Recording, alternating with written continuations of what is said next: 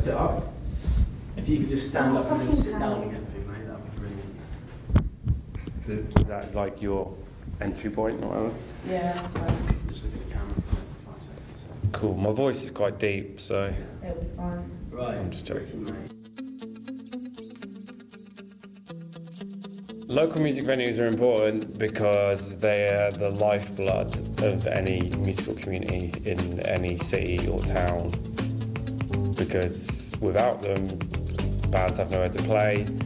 I think they're really important because they nurture new and upcoming talent. It's the most discussed point as well, is that artists and bands need somewhere to start from.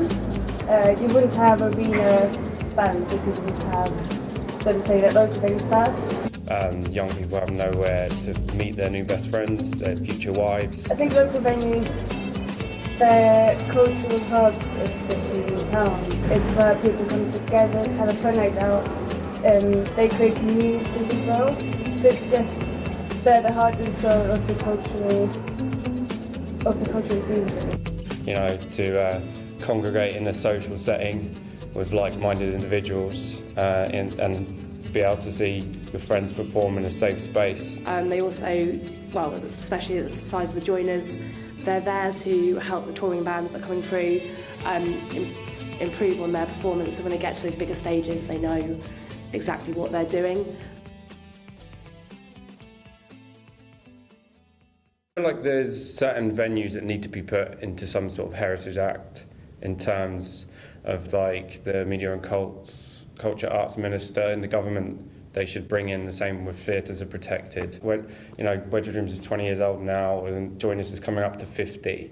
And all these places are just turning into rubble and no one's really caring. So we're actually killing the culture in our city whilst pretending to, you know, put new culture in, but the actual culture comes from these small independent places and independent businesses that provide a city with a namestay and a platform like that. They have to be protected somehow, and whether it's they give us, you know, tax breaks like theatres get. That's like a thing that I always constantly say, that we shouldn't be paying 20% on our tickets.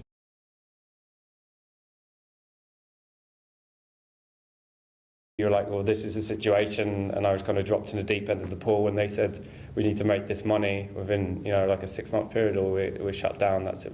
We're gone. So I had to reach out to people. Obviously, we got Frank to do a show. It sold out in like 90 seconds. Then we got him to do another one the same day because it was his birthday. So it was 2012, December. And then I got the vaccines to do a show. I think it's really important for students to get involved in the local scene, especially in Southampton, where we've got Solent, where there's lots of creatives, and so we've got loads of music courses with performers, promotion, production, all of that. And for all of them to come together and to get involved in the local venues actually helps with the venues thrive a bit more. So especially the Joiners, it's a small venue. There isn't actually that much money in the whole live side of things. So to have that bit of extra help from students who want to get experience in the industry, it really helps venues like that carry on and do what they're doing, and helping the students, performers, get that stage to perform on and have the space to do their art.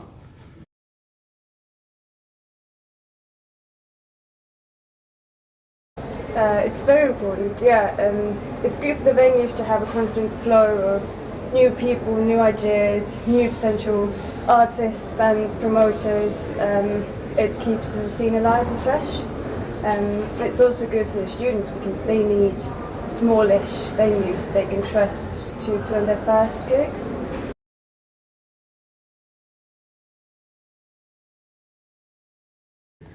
I was really excited at first, so the reason I came to university in Southampton was because Southampton's not that far from me and it was my local music scene and I love the Joiners. I just wanted to get a job at the Joiners, so I thought Solent would be the place to do it.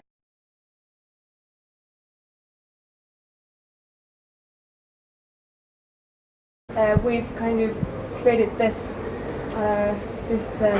network of students and local venues whereby they can do work experience there, they can work at the shows, they can then make the contacts that are invaluable in their future.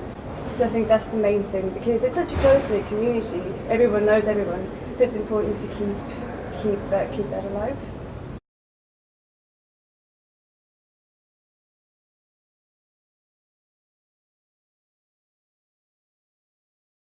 I don't think they hold a responsibility to provide the information about the local scene. I think that's one of the exciting things about being a student in music, is that you've got to go out and do that work yourself. You've got to find the bands and learn your local scene.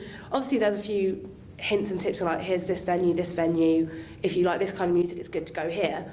But I think being a student, if you want to get into the industry, you need to make that effort to find what's going on in your scene yourself. Otherwise, you just don't have any understanding of how the industry works if you're not doing it on your own terms.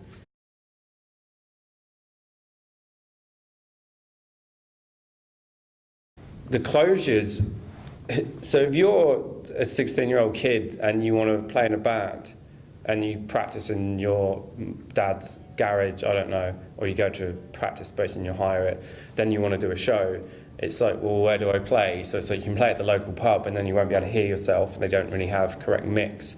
But if you want to be taken seriously, you have to play at your local venue, which brings in, touring acts from around the world.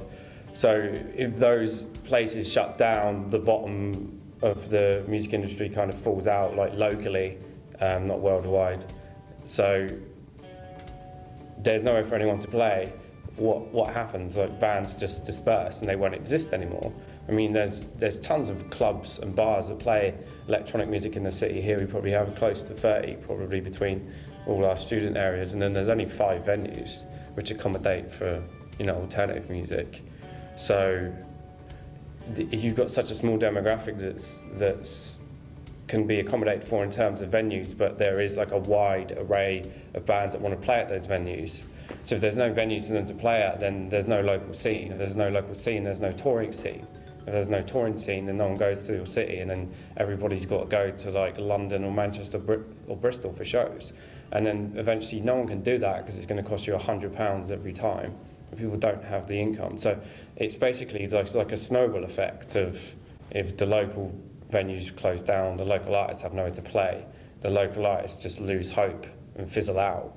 I mean, essentially you could have things, people do house shows, but to be taken seriously, you would have to have a proper stage and a PA, etc. Yeah. The venues that I see them as partners, complete partners, like in terms of, I'm probably the only promoter that uses every single venue in the city. Everyone else, it's very like how it is in London. People are cutthroat because they're promoters, and I use Engine Rooms, I use 1865, I use Joiners, I use the Talking Heads. Like, so I use the Alex on the once a year, but I understand why people don't, because they work for a company and they're like, oh, we only want to back this venue. But it's vitally important that you have competition in any creative industry, whether you hate that person, that company, or whatever, because if you have no competition, you become comfortable, and the minute you're comfortable, you start making mistakes.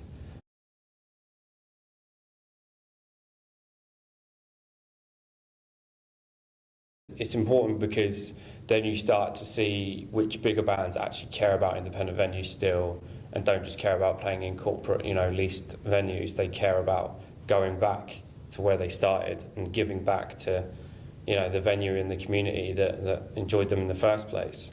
So, like, campaigns like that are vitally important, and the Music Venues Trust and Venues Day and all of it is insanely. There needs to be not just 1 week. It needs to be a yearly, campaign where the media and the BBC and people are talking about this on a regular basis, not like just 1 week out of the year. It needs to be put on the forefront, because the problem is apathy of the general public just assumes something's going to be there forever because they don't pay attention to it. At the Music Venues Trust, where all the venues kind of talk online about their issues and their noise abatement issues, things that are constantly going wrong. We get one thing done and then something else comes along, like this business rates thing that's coming in a couple of weeks. So you have to combat that. So it's constantly an uphill struggle, and you're seeing venues closing down everywhere. I know another venue shut down today in like Hastings, so it's just like places can't sustain. It's such a stressful undertaking in the first place, and there isn't any correct business model to do it. It's like what works for you, what works for the city, what works for that community.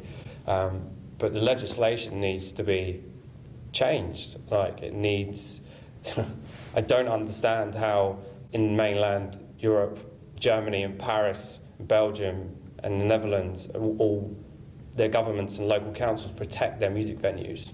They provide them. They provide them with money. They treat them the same as theatres are treated. They include them in, under the arts umbrella. So why the UK doesn't include music venues under the arts umbrella is beyond me. So if anyone from the council wants me to explain to them how the music industry works, I'm down there 5-6 days a week. That's it. Cool. Brilliant. Thank you very much, mate. Cool. All right.